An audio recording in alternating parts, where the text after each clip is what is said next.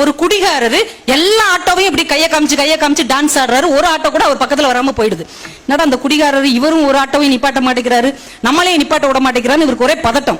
குடிகாரரை தாண்டி போய் ஒரு ஆட்டோவை இவர் நிப்பாட்டிட்டார்.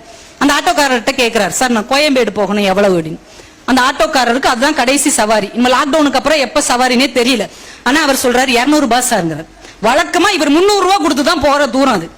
200 ரூபாய் கேட்கிறாரு. ரொம்ப சந்தோஷமா ஏறிக்கிறார். இப்ப அந்த குடிகாரர் மறுபடியும் டான்ஸ் ஆடிட்டே நிக்கிறார். இவர் அவரையும் கூப்பிட்டு, வாயா நீ எங்க போகணும், நான் சேத்துப்பட்டு போகணும், 60 ரூபாய் தர்றியா, தர்றேன் ஏறிக்கணும். அவரே ஏத்திக்கிட்டார்.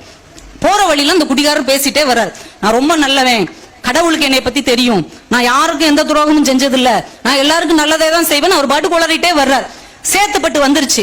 இறங்கியா காசு கொடு அப்படின்ன உடனே, காசு நான் ஏன் உனக்கு கொடுக்கணும், ஏற்கனவே இந்த ஆள் தான் சவாரிக்கு ஏறி இருக்கிறாருல, ஒரு சவாரிக்கு 2 ஆள்கிட்ட காசு கேட்பியா, நீ எல்லாம் விளங்குவியா, உருப்படுவியான்னு ஆரம்பிச்சுட்டாரு. போய் நீ காசை தர வேண்டாம்னு அனுப்பிட்டு வண்டி எடுத்துட்டாரு. இப்ப இந்த சவாரி வந்த அறிவழகன் இருக்கிறாருல, அவர் கேட்டிருக்காரு, என்னங்க நீங்க அவர் அசால்ட்டா விட்டுட்டீங்க, ஒன்னும் அவரை ஏத்தி இருக்க கூடாது, இல்லன்னா காசு வாங்காம இறக்கி இருக்க கூடாது.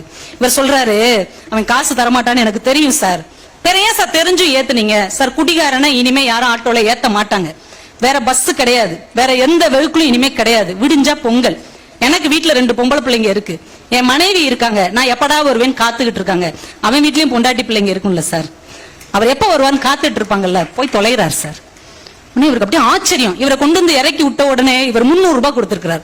அவர் 200 ரூபாய் எடுத்துட்டு 100 ரூபாயை திருப்பி கொடுத்துட்டு, ஏற்கனவே நான் வீட்டுக்கு திரும்புற சவாரி தான், நீங்க ஏறினதே எனக்கு எக்ஸ்ட்ரா இன்கம் தான், உள்ளது போதும் சார் நான் வர்றேன்ட்டு போயிட்டாராம்.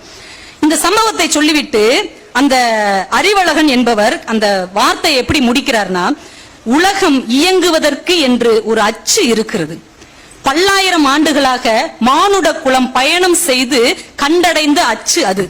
சக உயிர்களிடத்தில் நீதியோடு நடந்து கொள்வதற்கான நாகரிகத்தின் அச்சு அது.